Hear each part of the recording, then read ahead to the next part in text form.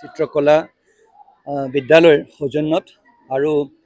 আমাৰ জিলা প্ৰশাসন তথা অসম চৰকাৰ সাংস্কৃতিক প্ৰকল্প বিভাগৰ দ্বাৰা আয়োজিত এই গ্ৰীষ্মকালীন এই প্ৰশিক্ষণ শিবিৰত আজি আপোনাৰ ঢোল বজোৱা আৰু মুখা শিল্প শিকোৱা হৈছে আৰু তাৰ লগতে নানান ধৰণৰ কিছুমান কাৰ্যসূচী হাতত লোৱা হৈছে। মই উদ্যোক্তাসকলক বিশেষভাৱে মই ধন্যবাদ জনাব বিচাৰিম আৰু আমাৰ এই অঞ্চলৰ এটি অত্যন্ত আগ্ৰহণীয় এটা অনুষ্ঠান আৰু তেওঁলোকে অকল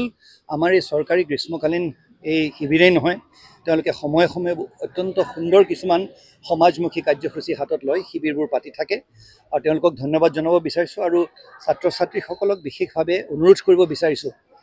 যে যিসকলে প্ৰশিক্ষণ তেওঁলোকক প্ৰদান কৰিবলৈ আহিছে তেওঁলোকৰ যি বিশাল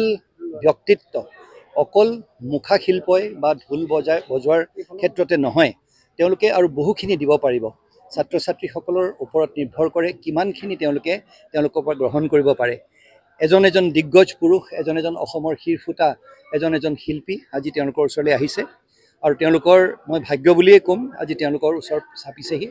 আৰু মোৰ দৃঢ় বিশ্বাস যে এই শিবিৰৰ পৰা তেওঁলোকে বহুখিনি শিকিব পাৰিব আৰু ভৱিষ্যতে এজন সুনাগৰিক হোৱাৰ ক্ষেত্ৰত তেওঁলোকক বিশেষ অৱদান আগবঢ়াব। মই অনুষ্ঠানটিৰ উত্তৰোত্তৰ কামনা কৰিছোঁ।